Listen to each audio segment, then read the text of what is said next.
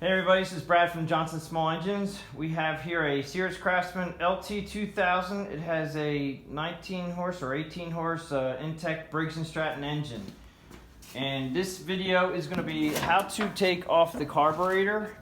Alright, this one actually has an issue with it that we're going to go over on another video. But this is going to be how to take the carburetor off of this engine. Going to come over to some of the tools that I use. This may not be all of them, but we have a pair of pliers, a pair of vice grips to pinch off the fuel line. I know there's special fuel line tools that you can get. A 1/4 inch extension, 1/4 inch ratchet, Torx number T45. That's a socket I use. You can use a socket. They come in variances as far as 3/8, 1/4 inch, or you can even get them in handheld. I'm not sure if you can get a T45 in handheld. 7/16 1/4 inch socket, 3/8 socket, 3/8 wrench, 7/16 wrench. This is especially a wrench that I made. I actually just made it thinner because to take the carburetor apart, we need this, but this is going to be another video, so you probably won't need these two wrenches for this video. I use the electric powered 1/4 inch drive because it makes it easier on my hand and a little bit faster.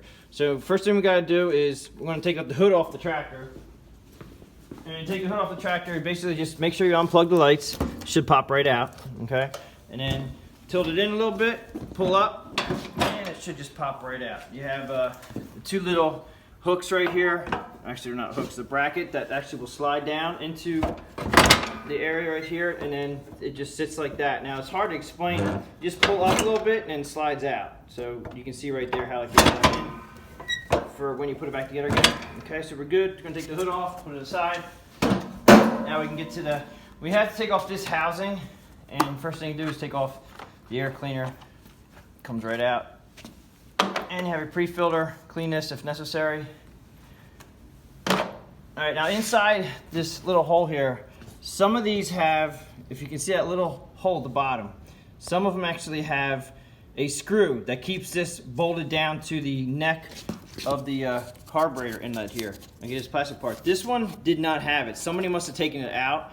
So just be aware. And actually, that's going to be a 1/4 inch socket that goes down there. So it's going to be a 1/4 inch socket you're going to need to get down there if you have one. You may or may not have one. All right, now I'm going to take the fuel tank out. So I'm going to use my 3/8 extension, the 3/8 socket. I'm just moving it out of the way to get the fuel tank out of the way, so I can get to the back bolts on the housing on the flat and these will just, you can't, if you don't want to take the fuel line off, you can kind of get them out of the way. And you have bolts here. This is a 3/8 bolt that has to come out, and this one here is already out for this video purpose already. You can get in there with a 3/8 wrench or a 3/8. Now I can get my ratchet in here just barely. All right, so that's how I got in here, and it just came out. Make sure you don't lose them. I'll find that later. The other one on this side here. Now these don't have to come all the way out. They actually have a, this one actually, up there. They actually have a little opening on the bottom. Some of them do, some of them don't. But this one actually did. All right, so then we have to come to the front. This is where you need these Torx 45s. The T45 Torx, this is the socket, and this goes right in there perfectly. 3/8, I already have it out, and as you can see, these guys have these little U's. Some of the housings had them, they were shut off, and you have to take the bolts all the way out. This one you do not. All right. And then you got to come down to this guy over here, which is, this one has a fuel pump on it, and you have to take this bottom one almost all the way out to get this to come off. Now what I want to do is I want to disconnect this whole thing. So I'm going to take the fuel line off your carburetor.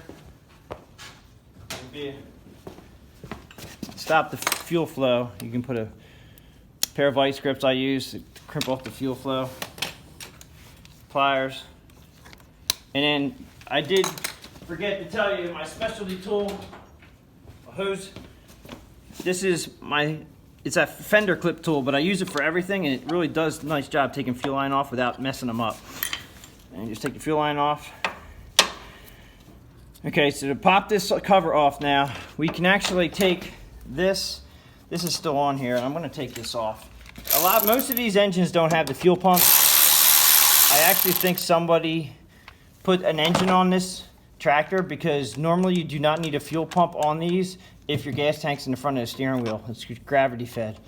All right, so once you get all your bolts undone, now I took this one off because this will slide down and out usually, and this one's gonna be a little bit tricky. You just gotta remember, you gotta put these things back on. This one's being a real bear. All right, so right here, it's a little tricky. It has a bracket here. This bracket will go up into here.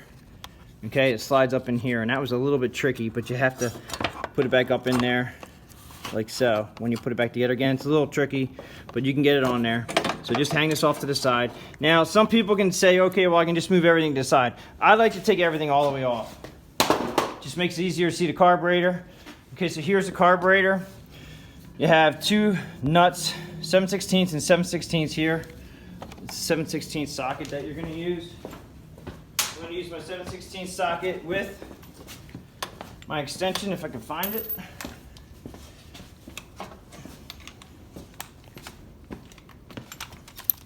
All right, 7/16 nut will come off here.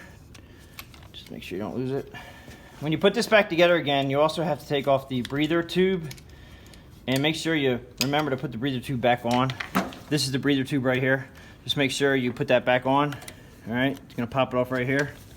Other side. If you're doing a carb rebuild, it's probably a good idea to get this gasket here. This one actually looks like it's in very good condition, but don't hesitate to replace it if needed. And you can just look at the model numbers on the front of your engine. This one actually had them, they're usually stamped on here, but this model number here is a sticker. And it's really hard to read this one, but 31H77, looks like it might be a 308 something E1. I have them written down, but this is where you would find your model and spec number for any parts for this engine. All right, so coming back to here, I did forget one socket. It's a 5/16 socket that takes off these studs. So I'm going to use a quarter inch deep, 5/16. I keep saying 7/16. It's only a 5/16 socket. This will pull the studs out, and then this carburetor is just going to fall down. Now, before you take this all apart, it's actually easier. Now, this is where you need your pliers. If you take the little spring off the front of the carburetor very gingerly, be careful not to bend it. Okay, that's actually an anti-vibration. It helps the surge on the engine stop surging. That's why they put these springs there. But just put it off to the side. If you do it before you take the carburetor off, it's a lot easier to get out of the hole. Then you take your studs off. Okay, one other thing before, I'm kind of going backwards here. This has an electronic fuel shut-off solenoid. Pull the wires out from the bottom of it before you take the carb off, because it will be a little bit harder to take off once you, wow, really in there. Once you take the carburetor off, now we're free. So we can take the carburetor, bolts out. All right, I'm just going to take them all the way out. Now the carburetor's sitting there in the air. This one here is your choke. Okay, that's what makes your choke work. Throttle was all the way up, so choke just works like that. Now what I do is I pull the choke part out, and then this has a U where the throttle, where the lever goes in. So when you put it back together again, you're going to be putting in right here that way, and then when you go to line this up, right into that little slot right there, put it back on, and you put your 5/16 bolts through there. All right, so again, just slide it out and then dip it down a little bit. It'll come right off the governor rod, and it makes it a lot easier so you're not playing with that spring. So just to make sure you put that spring back in its other hole. There's two holes here, and you just make sure the spring goes in the other hole. And pretty much that's how you take a carburetor off of a Briggs and Stratton engine. On to the next video is why we're taking it off. Thanks for watching.